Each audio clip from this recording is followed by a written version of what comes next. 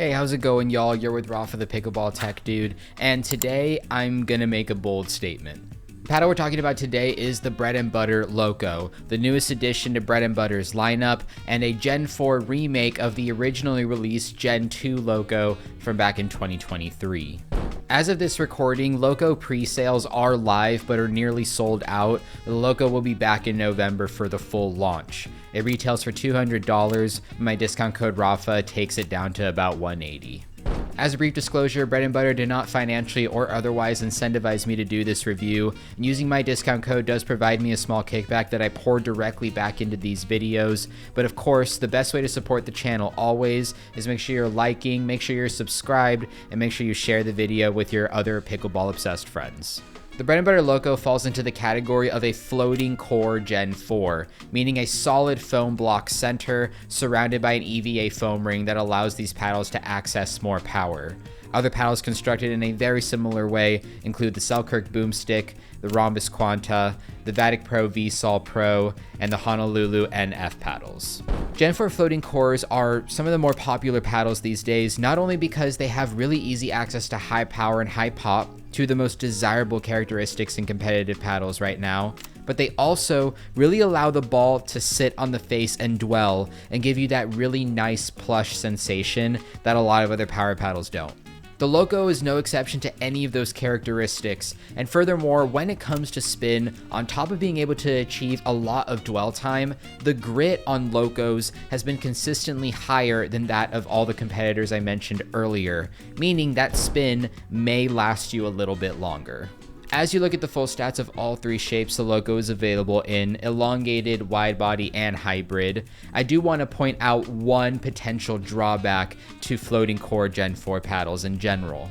One thing that Bread and Butter has always done consistently well in my eyes is bring really eye-catching designs, not just to players who like to be competitive like myself, but especially to the average player who might just play recreationally. So one thing I do want to make clear for those of you that play recreationally or generally are under the 4.0 level is that these paddles are difficult to control. One reason is that having a full foam core build with no air chambers like there likely are in other paddles you might be used to doesn't give you the same amount of ball feel off the face, meaning it can be difficult to play with if you don't understand how to adjust your input to certain shots with more limited information and feedback. And the other reason is really just the amount of power. At the recreational or beginner intermediate competitive levels of play, you can really get away with just smacking the ball as hard as you want to most of the time. With paddles like the Loco and other paddles built just like it, the amount of power you have access to means the ball will sail if you don't have the proper swing technique. Now, with all that being said, here's the bold statement that I want to make. I listed several competitors just within the floating core Gen 4 space to the Loco, and yet I think that it might be the best of the bunch. While hitting the Loco, there were really two competitive analyses that really drove me towards this opinion. And the first is to compare the Loco to the most popular floating core Gen 4 paddle on the market, the Selkirk Boomstick. Selkirk was second to the market with floating core Gen 4 tech after the Honolulu NF paddles, but in my opinion is the better of the two. Really the only barrier Selkirk faced to having even more widespread popularity than it already does was the immense price tag at $333. And the second biggest competitor to the Loco during my testing in my eyes swings completely to the other side of the price spectrum in the Ronbus QUANTA.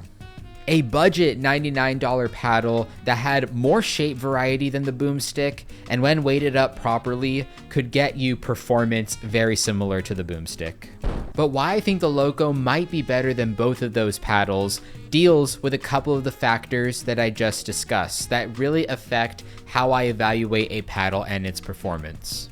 When it comes to the Boomstick, this will be no surprise. One of the main characteristics that influences my opinion is the price. I view the Loco as a denser, plusher, and slightly softer Boomstick, making it much easier to control while still obtaining 85 to 90% of the performance. With that level of performance similarity, the fact that you can get 2 Locos after discount code Rafa for just $20 to $30 more than a Boomstick speaks volumes in and of itself. Now, some of you competitive players might jump in here and discuss Selkirk's superiority in its dual approval compared to the Loco, which is only USAP approved. And to that point, I want to warn anybody who isn't already following me on Instagram at PBTechDude and saw this already, but the UPA has actually banned the MOI, or moment of inertia system, clips that Selkirk includes on the sides of their paddles. Therefore, both the Loco and the Boomstick being sold in their current state are actually only USAP approved. On the flip side, when it came to comparing the Loco to the QUANTA, that was a much more difficult decision to make. How do you justify saying one paddle is better than another, which is half the price? You can have 2 QUANTAs for the price of 1 Loco, has even more shape variety than both the Loco and the Boomstick, and furthermore, through modification, can obtain similar performance level once again. The decision for me really came down to that key word: modification. I am someone who likes to be as competitive as possible when playing pickleball, as do many of you who are watching this. But I also know that there are a great many more of you who don't really understand what I mean by modification, or don't really understand why anybody would even suggest putting tungsten or lead tape on the sides of your paddle. So when it comes to making general recommendations, what it really boils down to for me is this. The Ronbus QUANTAs, after hitting them, really only the R1 and R3 shapes are ones that I would genuinely recommend, which puts them at the same number of shapes as the Boomstick and one less than I would recommend of the Loco.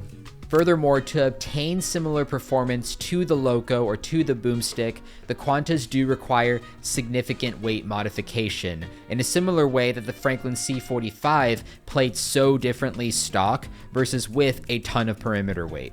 So the reality is, for those of you who are uber competitive, who do know how to modify your paddle with grips, weights, butt caps, and weighted coins like the flick weight, then the QUANTAs are really, really difficult to beat if you like that floating core Gen 4 playing experience. But for potentially the majority of you who don't have the time to learn how to modify your paddle, or really just don't want to, or are maybe just going to buy the Loco for the aesthetic, which I personally wouldn't blame you. I think the paddles look incredible.